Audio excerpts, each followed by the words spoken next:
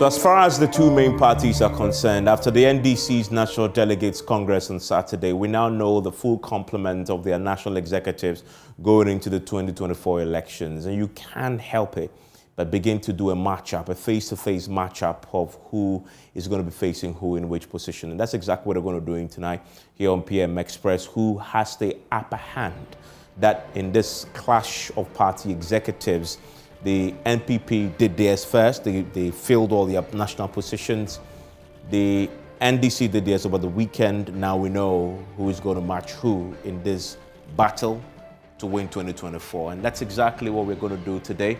And this is the full complement of the clashes that are up there for you to consider going into the 2024 elections. And trust me, this is going to be significant. These pairings will be significant. If it's a boxing bout, there is the main clash, and then you have the undercards. The main clash will be Stephen Ntim versus Asiedu Nketia. They will face off when a campaigning starts in NS for 2024. They will be on different campaign platforms. They will be rallying their base and rallying the middle class, rallying the general electorate to vote for their respective parties. So that is the main bout. And then we have the undercards. And the undercards too, there's the first level of it, which is the General Secretary's clash. That is Justin Korea versus Fifi Kwete. Again, another very interesting, fascinating clash indeed that will ensue in the lead up to the 2024 elections. And then the final is Nana B versus Joseph Yamin. Another very interesting clash indeed. We're going to be looking at these various pairings and looking at their strengths and weaknesses and answering the question in each of these bouts: who has the upper hand, who is most likely to floor the other in the race to win the hearts and minds and the votes for 2024. My guests will join me, but let's look at the facts. They will have the opinions, but then they are the facts. So let's look at the facts first, and then my guests will join me and expand on that. What are the facts? And we start first with Stephen Ntim and Asiedu Nketia. I'm going to expand this so you can see what I have behind me. The first we look at in terms of breaking down the facts is, first of all, where are they coming from? It's where they come from is important because that will be your first base. That is from the place that you now begin to galvanize. If you look at Asiedu Nketia, he comes from Bono. And so in 2008, when Tyne became the turning point, the pivot around which the election revolved, he came into play. He spent almost his entire time there in Tyne, in the Bono Ahafo region, trying to use his influence and telling the people, I am your blood, I am your kith and kin, I come from here, and so vote for my party. Not surprising that worked. So where you come from is important. Both of them come from Bono. That's one of the key things to note about this, right? And so they will obviously use that to deliver a certain grassroots support for the party going into the 2024 election. So we are not discounting that base. That's the first thing you look at. So as far as that is concerned, you say, well, they all come from the same place. But even though they come from the same place, can you really say that Stephen Ntim's popularity in the Bono Ahafo region, now divided into three parts, is the same as Asiedu Nketia? That is opinion. We'll get our guests to join in that conversation on that. And then you go into the areas of number of years served as national executive. If you look at the Stephen Ntim, he's been vice chairman before, four. 4 years is the number of years he served. Asiedu Nketia, 17. So on that number alone, the difference there tells you a story of who is having the upper hand. This is fact. This is no opinion in that particular regard. Even there, he was the ultimate decision maker as a general secretary, as a chief executive. He was simply a vice chair. And the vice chair's position is not as strong as, say, the chairman's position or the general secretary's position, the decisions they can take and the authority within the party. So you could say clearly, looking at the numbers on the face of it, Asiedu Nketia there takes the upper hand on that point. And then you come to the number of national elections supervised. The number of national elections supervised as elected party executive. Now, if you are part of the executives, if the party wins or loses the national elections, you take credit for it. for both the defeat. You take the blame if they lose. You take the credit if they win. And so we're using that. The fact that he's a vice doesn't mean that he doesn't take the credit for the wins and the blame for the defeats. And so we're going to use that as well. If you look at the number of national elections supervised, Stephen Team has done one as vice chairman, right? Aseedun Ketia as general secretary has 4. Now, the point to note, though, when you look at this, if you come to national elections, NPP won 1 elections in 2004 while he was a vice chairman. So he takes credit for this.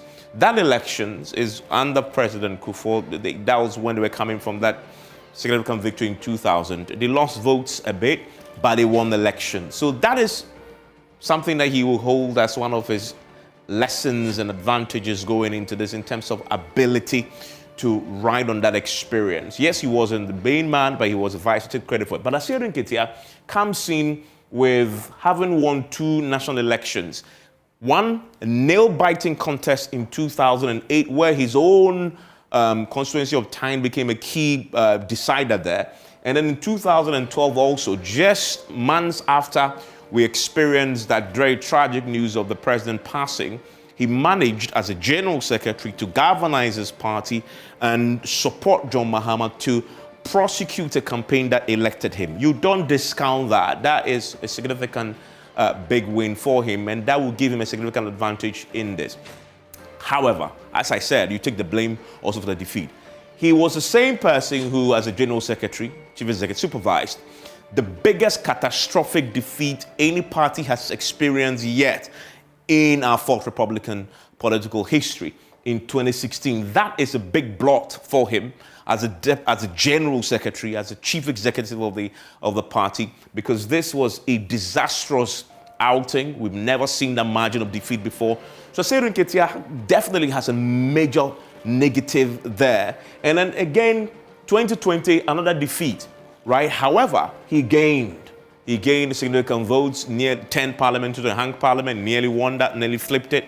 But that bottom line, he lost votes. He lost in that elections, gained a bit, but lost, right? So that is, particularly 2016, that would be a negative. So overall, if you look at it, he has more experience in here in terms of national election supervised than Stephen Team has. So you say he puts him, you learn from your defeats as well, but he puts him slightly having an edge there. Just the pure numbers of elections that he supervised, the victories and combination of that compared to his experience as national chairman.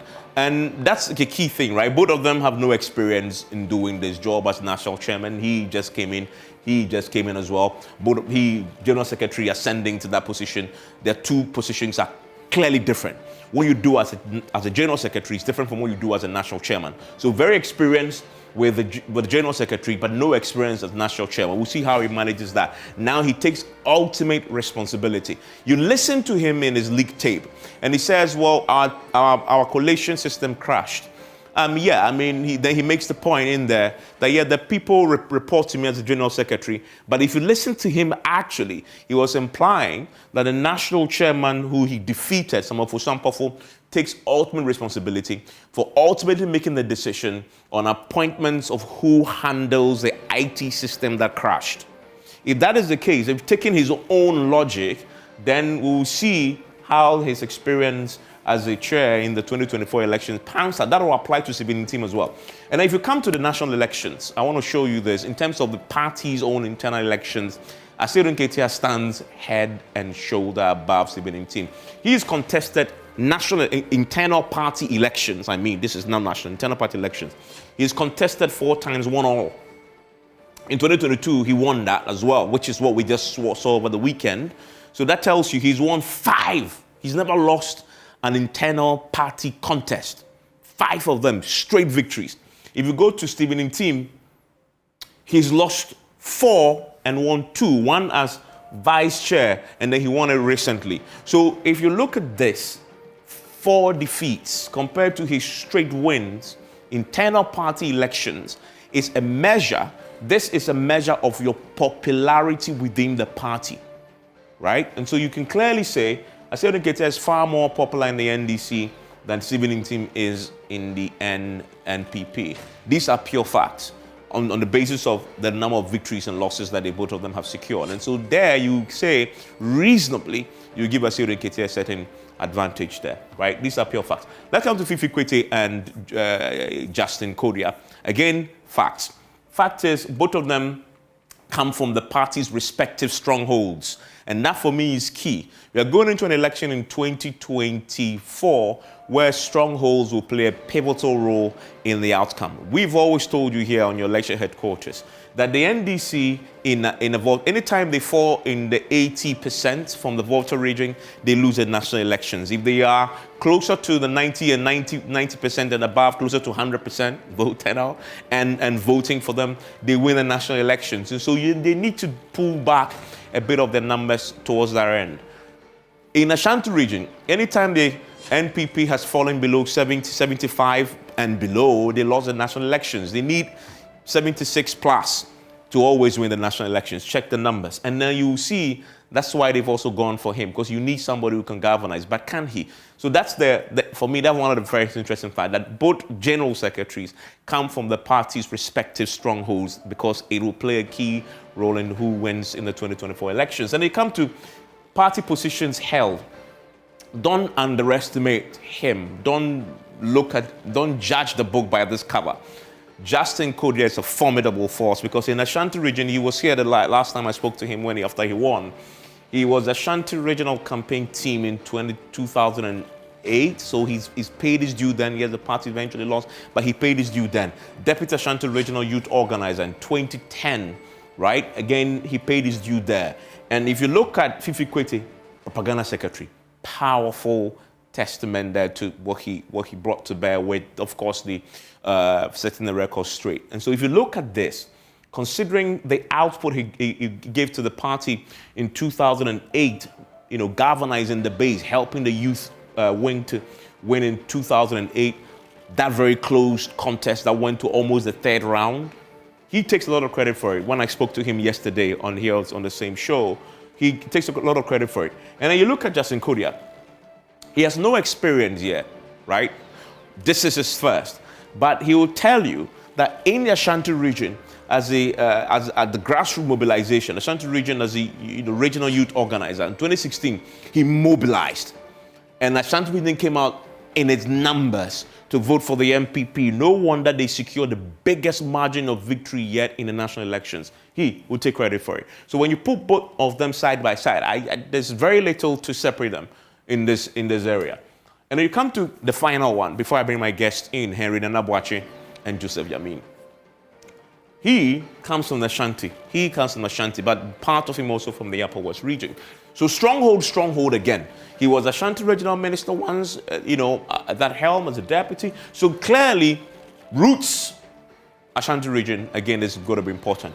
The NDC needs to break the front a bit in the Ashanti region. Whilst you're winning, your opponent must make sure that he drags you into an area where your people can't come out and vote enough. If they can attract people to him, he can hurt them. But Nana Boakye will have, something to say about that. So that's where they come from.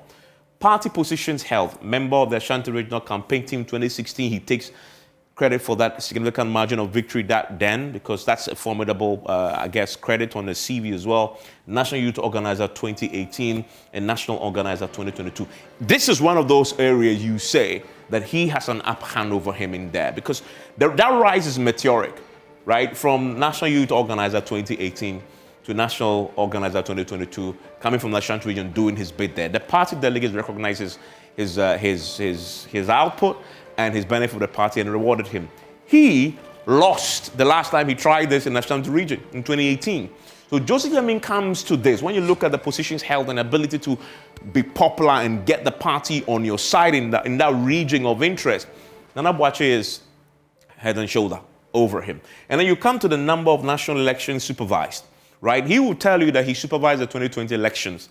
Bottom line, the party won the presidential elections and they have a majority in parliament, albeit very slim, with somebody else who is an independent on their side. But that is on the CV. They lost votes, they lost seats, so that is a negative somewhat. But he will say, well, bottom line, you have to win. +1 vote. That's all the constitution says, and he won it. So that's on the CV. But then he will also tell you, I'm talking about Yamin, that, well, he mobilized to close the gap in 2020. But so when you look at the two of them, on the evidence of the facts as I've just put forward, you can only conclude one thing, that Nana Boakye has an upper hand when they do this matchup against Yamin. And I must stress also that Yamin comes with a significant baggage also. The controversy, the militancy is what he's known for. Associated with this, the party's vigilante group then called the Hawks. He is on record to have defended it. He will not even back away from the fact that he finances the group. He was asked a question once on the station. He says, what is wrong if I finance the Hawks? That middle class don't like that. Middle class floating voters, they don't really like that a bit, right? So that will be a disadvantage. What can he hold up onto this? You say, well, since I made the ascension from youth to chairman to national organizer, pardon me, I have reformed a bit. He used to be very caustic as well, but now he's a bit more in the position of national organizer. So that could prove pivotal. What do my guests think? After the break, I'll pick their thoughts. We'll start first on the chairmanship slot, and then we'll go through. We've looked at the facts. We'll see what the experts, political scientists, and interestingly, we had the head of the political science department at the University of Ghana, Alidu Seidu, joining me. And then we'll have the former head of the KNUST political science department joining me as well. That's Dr. Makoba. And then the man who had been doing research recently predicted, got a bullseye precision when it comes to the NDC internal elections. Dr. Kobe Mensah also joined me with his thoughts on this very controversial matter. I know many have been calling me, trying to pitch in here and there to say, well, look, I think, you have to consider the strengths of both sides. And in the final run, the NDC in 2024 going in has a momentum, as I always point here. The NPP is sliding down, and so you see what the picture is going in. And after the break, we'll get our guests to chip in. Stay with me. Dr. Alidu Seidu is the head of the political science department at the University of Ghana. Also joining me is Dr. Amakoba, former head of the KNUST political science department. And of course, Dr. Kobe Mensah, of course, is he is an analyst when it comes to political marketing, political communications. He's been doing some great research with the IPO, and also joins us with his thoughts on this.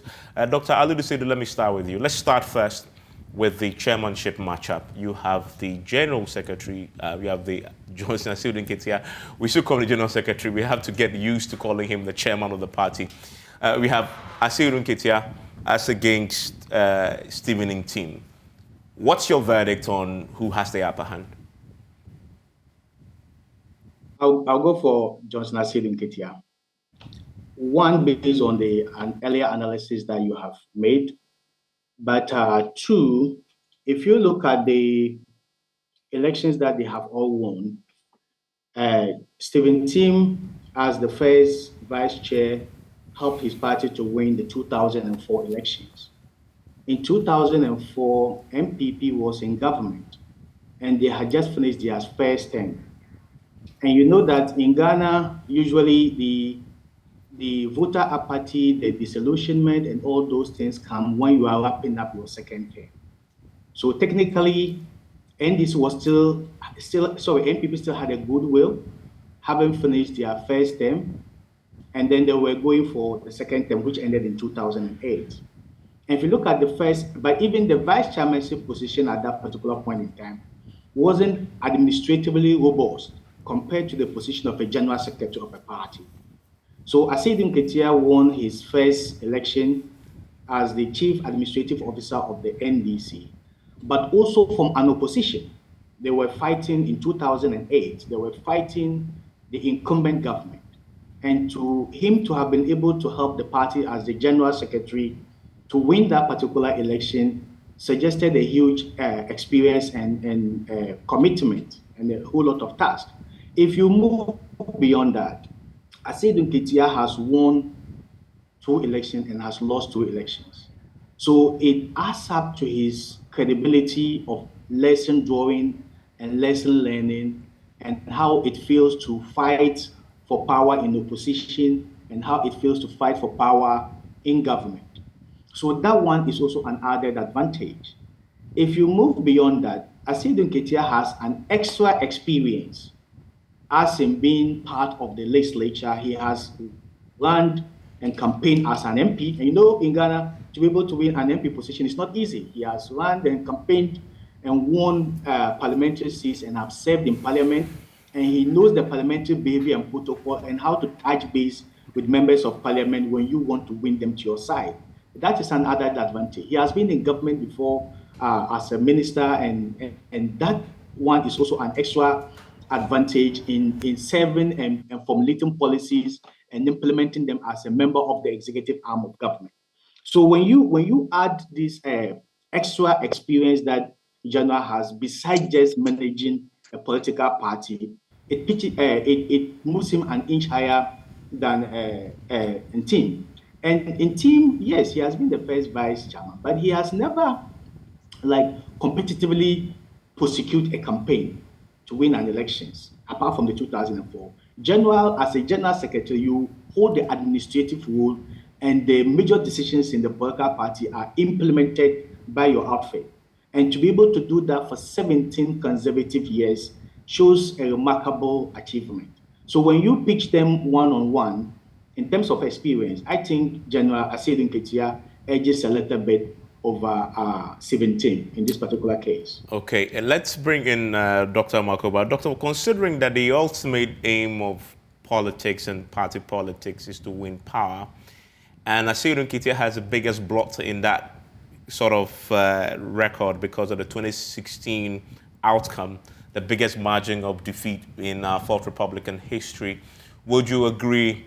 Would you agree with the assessment that he has an upper hand there?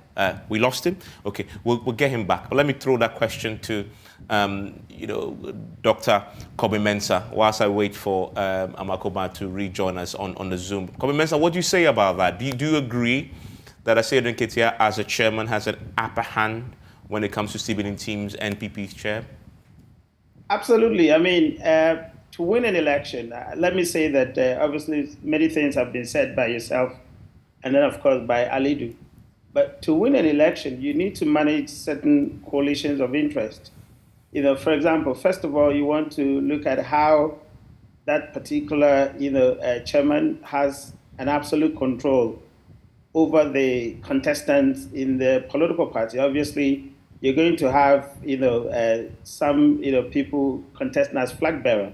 Now, to what extent have you got absolute control over these people in terms of whipping them in line, making sure that they play by the books or they play by the rules? You have to be able to have that control. Obviously, you need to manage their respective parliamentary members. Alidu actually made mention of Asiedu hadn't been a member of parliament before. He knows the dynamics of the parliamentary system. He's able to whip them in line. They actually consider him as one of them because he still carries the honorable tag.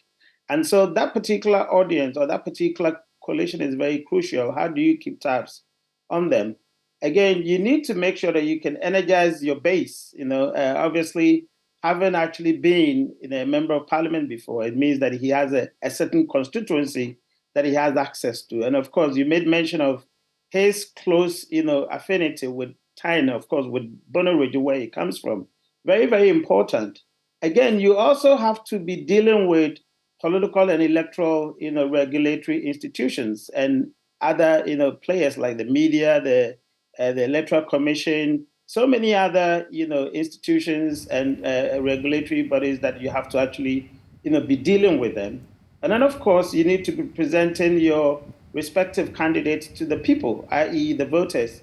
And of course, Asiedu Nketia is a household name. I mean, the General Mosquito had always been a household name, very controversial, very direct, very articulate. And so for me, if you have to measure them from experience, from visibility, traction, control, I think that Asiedu Nketia definitely comes an upper hand.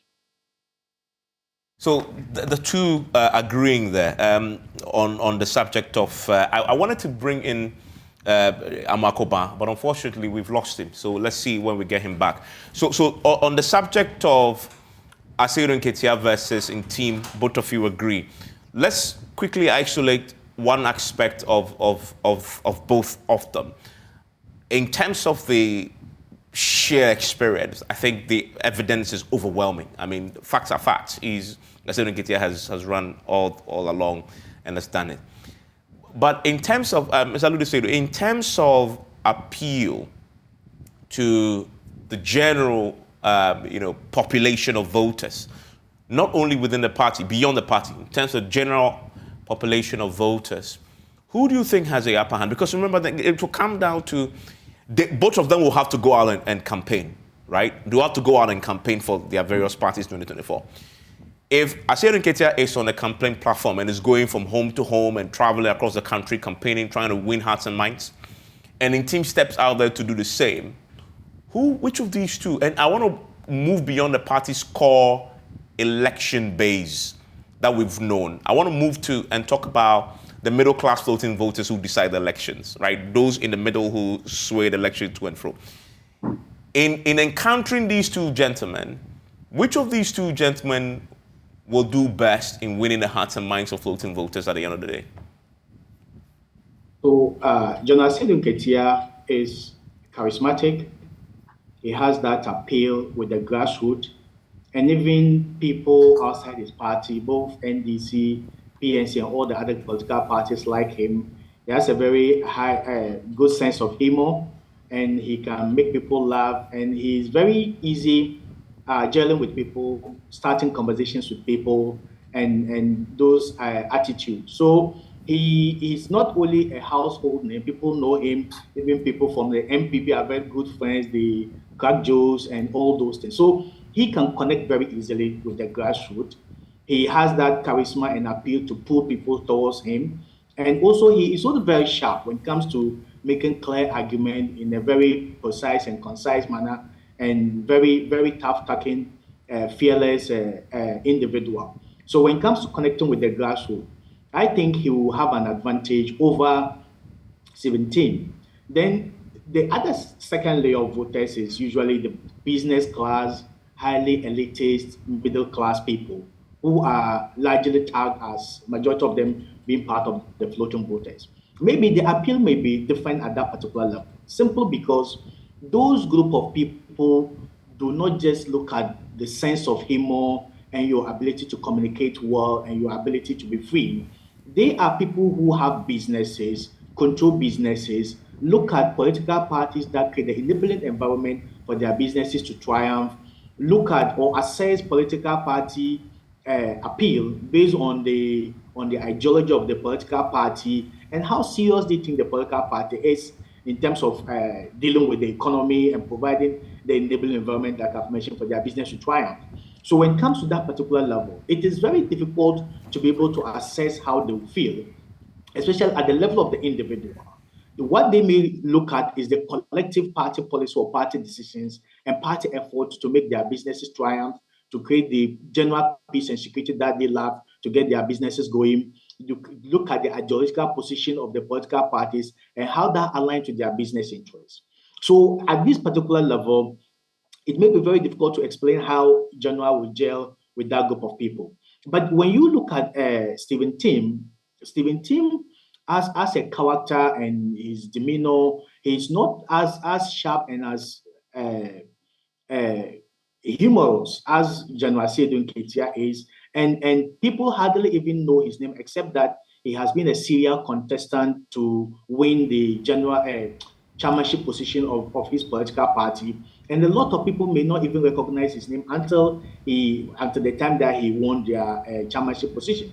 So touching base with the grassroots of the NPP, the way Asier Nketia would do with the NDC is a very sharp contrast between the two. I think Asier Nketia can touch more base with the grassroots than Stephen Tim will do. But when it comes to the level of appeal to the floating voter, the elitist voters, I think this one goes beyond just the individual. But they are looking at, those group of people are looking at the collective political party positions, policies, and ideology. And even when you get to that particular level, there are two sets of analytical levels. You can look at the individual competence and individual skill set, and then you look at the group or team competence and skill set. So when you get to a position that they think maybe gender will not be appealing so much to a specific group of people, they can select from their pool of human resource and see who can connect easily with those group of people. Maybe a party member who also runs business and is known among the elite and business community, somebody that they will use. So at the end of the day, even as we do the individual analysis and look at the skill set and competencies, it is also important that we know these individuals, when they work together as a team, it negates some of their shortfalls and upgrade some of their competencies. So when it comes to targeting the specific floating voter population, I think they look beyond just the individual. They look at the collective political party position, political party policies, political party adjoice, and how that will inure to their interests as a business community. But in that case, that Stephen team slightly edged for you over Asiodun Ketia. I wouldn't say that. I think at that particular level, I will not be able to tell whether Stephen Tim can do better than Asiodun Ketia, because at that particular second layer of analysis, I shift my framework of analysis beyond just the individual and looking at the collective party position, party interest, and party ideology. Let me bring in Dr. Makuba. That individual. Let me get Dr. Makuba quickly. Unfortunately, we lost him on Zoom, so he will join us briefly on phone. Dr. Makuba, let's do the quick. Let me get to your verdict on who has the upper hand at the chairmanship level. Is it Johnson Asiodun Ketia or Stephen Tim? No doubt at all. Hands down, Asiodun Ketia. Because apart from the NPP two executives being new in their position, they have to deal with a 400-pound gorilla. That is the president. He's used to getting his way. You don't come in and in short order tell him what to do. He's not going to agree. And you can see the writing is on the wall already. What has happened today with Eugene seemingly fighting with the president, that is an indication of things to come. The party is divided. They're fighting among themselves. The president has picked his family over the party. It's unfortunate. And I don't know how they're going to turn it around. Right? That example right there is a bad omen, right? It's an uphill battle. Not only are you going to try to organize the party, unite the party, you have to deal with the president too. A president who is outgoing and seems not to care about what happens to the party. That is a very, very difficult thing to overcome, right? Aside from Asiodun Ketia having a great experience, Tim just came in. Right? He just came in. It's almost as if, okay, this time he's gone long enough. Let's let him go. Right? The last election, the president said he didn't want him, he couldn't work with him, and therefore they didn't vote for him. Which means, in MPP, the money trumps loyalty. That's it. Right? So JFK, not too much money, is because the former secretary was not very popular. It's become unpopular. That's what happened to him, right? But you look at NPP, it's almost like the president has captured the party. That is the short end of it. He's captured the party. He gets to do what he wants. And so when there's a difficulty between party members, MPs at that, it is the MPs that hold the party together. It's not the president. They pay the dues. How many presidents have we had? You know, the president don't win all the time, but majority of MPs return. And yet, it is the president who has the upper hand in this case. It is not good at all. So all the analysis we make, there's a 400-pound gorilla in the room that determines, for the NPP people, that determines whether they're going to win or not. Look at what he's saying, and make sure you lose in your primary election. Is that how you run a party? And where are the executives? For the president to be saying that, somebody needs to tell him that is unacceptable. Please, we are not going to say this outside. And yet it is outside. What's going on here? We can make all the analysis. If that part is not taken into consideration, we're just wasting time. Let's quickly move to the General Secretary matchup. Dr. Kobe Mensah, so you have here Justin Kodia versus Fifi Kwete. Who has the upper hand? Sorry, please unmute for me. Unmute. Please unmute. Yeah. Can you hear me? I can, yes. Excellent. I mean, it's also straightforward, Fifi Kwete. Why am I saying that? I mean, you have two things. I mean, you talked about appeal earlier, and you were talking about two things. For example, an appeal, and of course, you're talking about strategy. Now, if you look at these two gentlemen, of course, you articulated about their experiences in the past, but we know that Fifi Kote, for example, had been, within this political game campaigning, for some time as he was actually running for what you call a parliamentary candidate. He has the eloquence.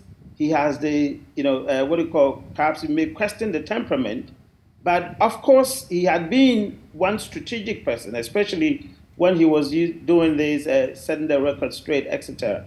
So I think that, of course, Justin could be a very young man, fresh ideas, you could actually say, because he hadn't actually been within the thick of the national, frontline national politics for some time. Of course, he's been a regional. So I think from a position of maybe fresh ideas, yes, but in terms of being strategic at the national level and in terms of eloquence, you could actually give it to Fifi Kwete. I mean, you're talking about visibility, for example. This gentleman was just voted just about some few days ago. And for some time now, he's actually occupied the front role of the news platforms. So that speaks to the traction that he has. And whenever he's about to speak, that people are actually paying attention to him. And so for me, I think that, yes, again, it's Fifi Kwete on top of Justin Kodia. Perhaps being a young man, being fresh on the block, would actually come in with fresh ideas, maybe strategic, tactical, we may never know. But on the face value of it, given the experiences that we've had, and then of course, given the kind of roles that they've played in the past, I think I would give it to Fifi Kwete as well. Okay, Dr. Alidu Seidu. So we're talking about track record first, and when it comes to track record, you have a Justin Kodia, who, as I illustrated, in 2008 was a key member of the party's campaign team in Ashanti region. And then in 2016, when they won that huge margin of victory, he was a youth organizer there as well. And if you look at the numbers that Ashanti region, gave to the NPP in the 2016 elections, massive outcome. And of course, he'll take a bit of the credit for that as well. You have Fifi Kwete. I spoke to him yesterday. I mean, he was involved in the 2008 elections that saw the victory and has been in the background for a while. Doesn't Kodia have an advantage there merely because of that involvement, at least youth organizer once in the Ashanti region, party stronghold, mobilizing, etc., when it comes to that? Are you addressing me? Yeah, sorry, I mean, Dr. Alidu Seidu, I'll come to, Dr. Makoba pretty shortly on this. Alidu Seidu on that. Yeah, so in this case, I agree with you that Justin has a lot of visibility record in terms of party business, having served as the deputy youth organizer 2010, as you've mentioned, which is part of the regional campaign team in 2008, and has been very active in regional level politics at the Ashanti region, the stronghold of the NPP. That gives him a very good record. What I also think will add up to the fact that Kobe has already mentioned it, young guy, fresh ideas, but legitimacy. You see, the way he was able to unseat John Boydu suggested that there was that huge element of legitimacy that the people had entrusted in him. And when you have higher level of legitimacy, it buys into your ability to articulate and work very well with people. But it also seemed to be a unifier between the so-called two camps that are in the party. It just didn't seem to be walking in the middle of these two. He appeals to maybe the Alan camp, he appeals to the Bawuya camp, and those maybe most of the other camps that will come in. So he can leverage on this particular unifier accolade and the huge legitimacy that the people opposed to him to be able to mobilize strongly. And having served in these particular positions in the Ashanti region, which was largely as a result of his effort and the collective team effort, the number of people that were mobilized to vote in 2016 and 2020 is a huge credit to him. But beyond that level of experience, when you compare him to Fifi, I think, was very visible in 2008. And like you've mentioned, he's gone underground, though he was working in committees and behind the scenes. That element of national level visibility wasn't so much felt. But the point of departure that Fifi may have over Kodia is his level of governance. You see, He has represented Ketu South as an MP. He has prosecuted campaign at his own level as a member of parliament and has built networks and connection and understand how the parliamentary system works. He has been a member of the executive, transport, agri, deputy minister of finance. So those experiences will definitely come to bear in his ability to work. Very articulate, very smart person, could be very intelligent and very charismatic as well. So at this secretary level, I think there's a tie. I wouldn't be able to say whether Fifi. I think I will give them a tie. I think in their own respective ways, they have a lot of complex skill set that they can use to be able to move things forward for their respective political parties. Dr. Makoba, who do you give the upper hand here? Justin Kodia versus Fifi Kwete in the General Secretary bout. Fifi Kwete hands down. Not only that, he has experience on a national level. Justin is just a regional youth organizer before he came to this position. So he still doesn't have the maturity in that job. He has to mature in the job so that he has confidence to speak to people when he needs to. Right now, it's almost as if he defers to certain people that he is supposed to address. That is the problem. I've seen that already, right? And we've talked about it. Many people in the party I know, we have talked about it. We don't know what to do. I'm talking specifically about the president, that they need to call him to order. Not to order him, but speak to him about certain issues, how it's hurting the party. Like what I just told you about, the president versus the MP is a complete disaster. And he hasn't done much about that. If he had, this wouldn't be out again. It's very simple. I'm not looking at personality. When you have an element in the issue that trumps everything, that is what you have to look at. Okay, so you put him above him. Okay, so that is, when it comes to Justin Kodia and Fifi Kwete, I see very interesting outcomes here. Well, Dr.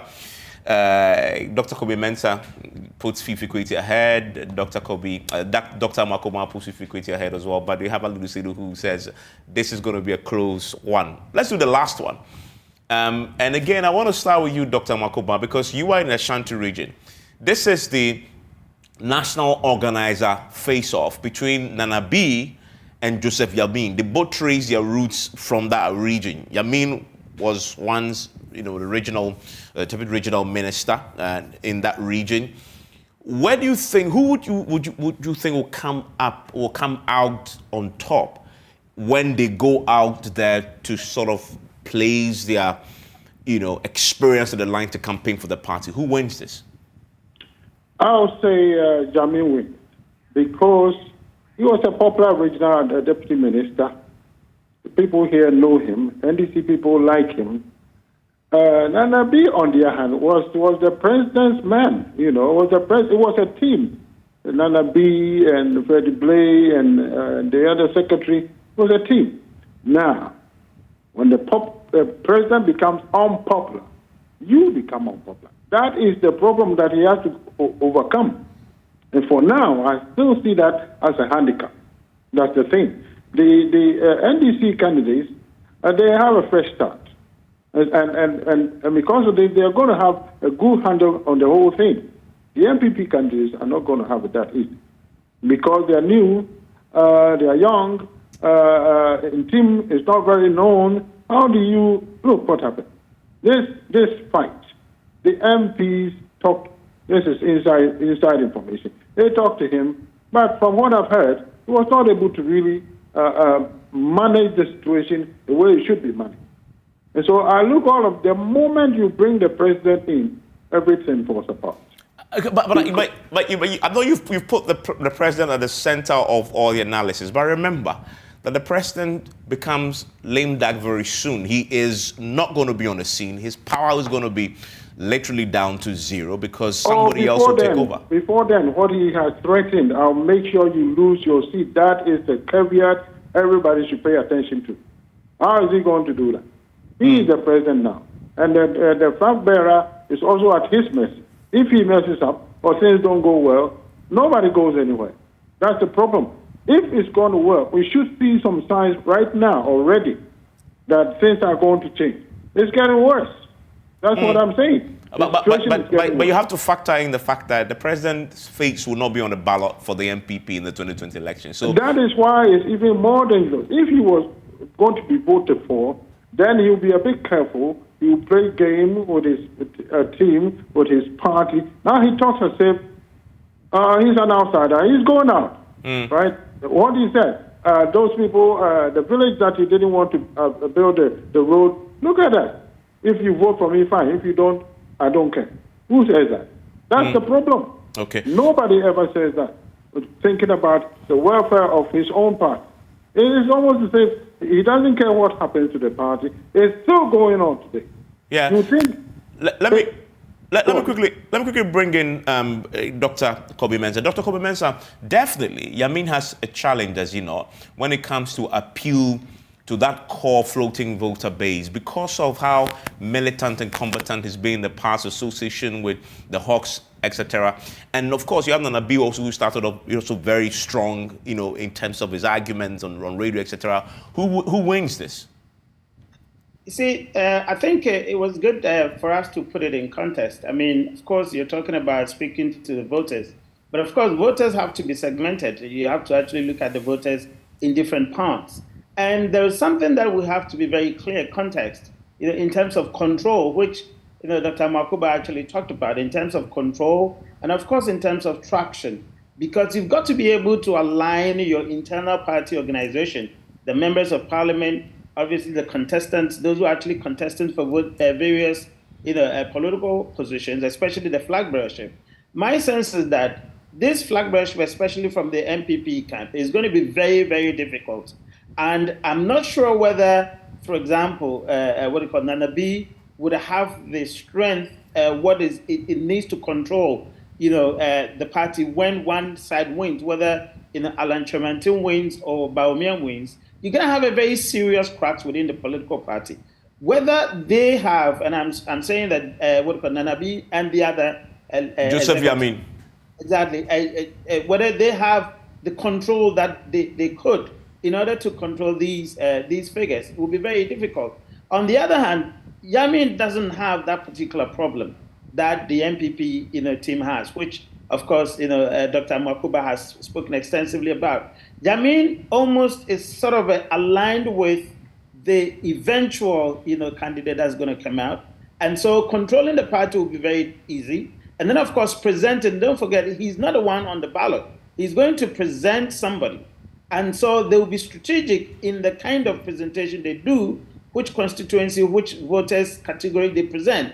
So I think that still the NDC bloc, especially all those ones that we've mentioned with Yamin, have an upper hand over Nana B because of the factors that we highlighted, the control, and then of course the traction that they have. Okay, Dr. Alidu Seydou, very briefly, you agree with that? I do. Okay, so you also believe that Yamin would have an upper hand when it comes to this campaign. I mean, if I ask you, which of these two gentlemen, and you being floating voter, and I want to isolate that bit again, come to you to campaign, which of them will appeal the most to the floating voter? Would you still say Yamin?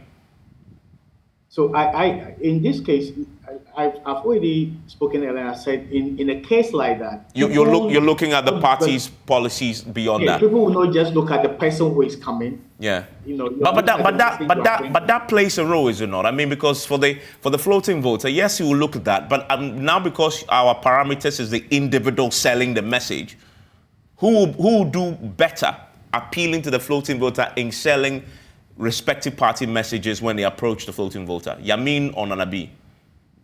I think none of them can do it.